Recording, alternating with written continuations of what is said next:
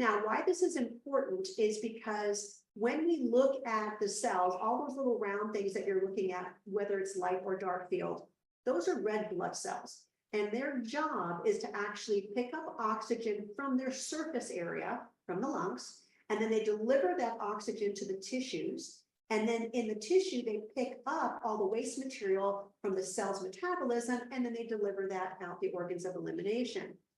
Well, it would make sense to know that they need their surface area to be available, kind of like if you took a tennis ball and you dumped an individual tennis ball in a bucket of water, all the water is touching around that tennis ball. But if you pack in all the tennis balls you can possibly fit in that bucket, then the amount of water that's actually touching an open membrane isn't that much. And that's what's going to be a problem, and we're going to discuss that. If we use it in a way to be able to look at the morphology or the condition of the red blood cell, we can see free radical damage, we can see parasites, bacteria, and yeast, and we can see undigested proteins and fat. We also can see anemia. But the most important part that I use it for is to evaluate the fourth phase of water. Some of you out there who took science a long time ago, you're going to immediately say, what is she talking about? There's 3 phases of water. We learned that in school. No, there are actually 4, and I'll get to that on the next slide. But we talked about why these red blood cells are so important in order to deliver oxygen and get rid of waste material when they can use their surface area.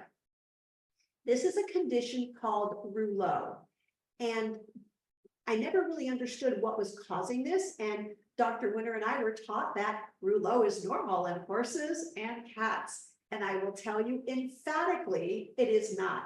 In fact, I posted a case in a technician group, and some guy actually made the comment, oh, rouleau is normal in cats. And I'm thinking, wow, a belief system? Yes. The truth? No.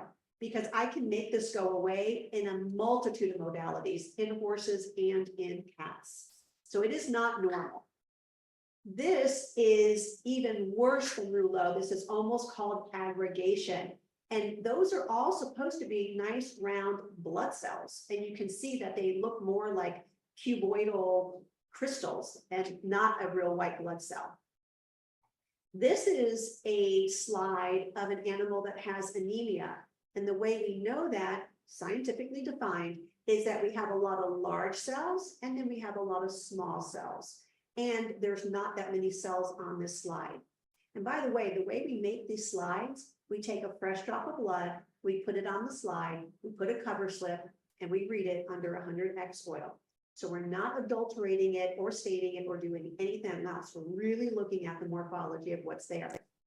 Now, the work I'm discussing is coming from Dr. Pollack, who is a very well-respected scientist at the University of Washington.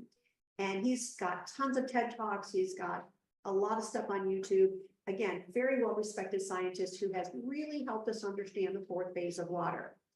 The fourth phase is a gel phase that lives between the liquid and the solid.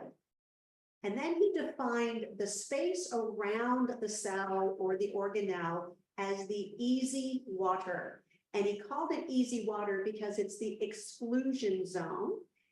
And what happens is when this cell in the center, the little round part was called a red blood cell, it forms this structured water or fourth phase water, which is a negatively charged phase.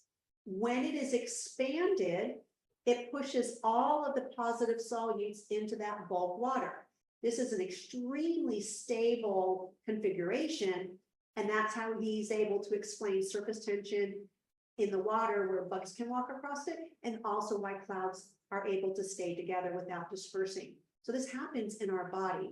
But when we are exposed to things like EMF, toxins, hormones, chemicals, pesticides, many things I've seen just crush that fourth phase of water, contract it down, and now the cells can no longer separate from the other cells around it, and that's when we see rouleau. So now we're going to show you a couple of cases. This is Ratchet. He was 6 years old, a male neutered bully. He went to his vet because he had broken a tooth. The vet took the tooth out and it didn't stop bleeding. So they sent him to a referral center. The referral center did a workup and they diagnosed him correctly on a needle aspirate of his spleen and an ultrasound with having splenic lymphoma, so it's cancer in the spleen. This is literally how this dog came to me. He felt terrible, he had no energy, and he didn't want to eat. This was his blood on presentation. Again, he kind of like the cat. It just looks like sludge. And we did our PEMF device, because I didn't know Dan yet. And in one treatment, we can start seeing the cells are breaking down to smaller clumps. We treated him for 4 days every week. And at the 3-week mark, we were able to get the cells to separate. And that's when he clinically started to make a big change. He started having more energy. He was feeling better. And then we were doing a lot of other therapies between IV therapies and photodynamic therapy and many other things, diet changes. And we re-ultrasounded him at the end of 10 weeks, and he was confirmed by a board certified radiologist to be free of cancer. He had no more cancer in his spleen. So he went from that to that. I'm always looking for technologies and tips and tools that can help my patients get healthier, faster, and these towers are quite amazing. And EMF is just really one of the most devastating things that are affecting our animals. And, you know, I've got tons of computers all over here. We have a lab full of equipment. We have technology monitoring and surgery. So they are inundated in an EMF field. Having these technologies inside which can help mitigate all of that for these animals is really priceless.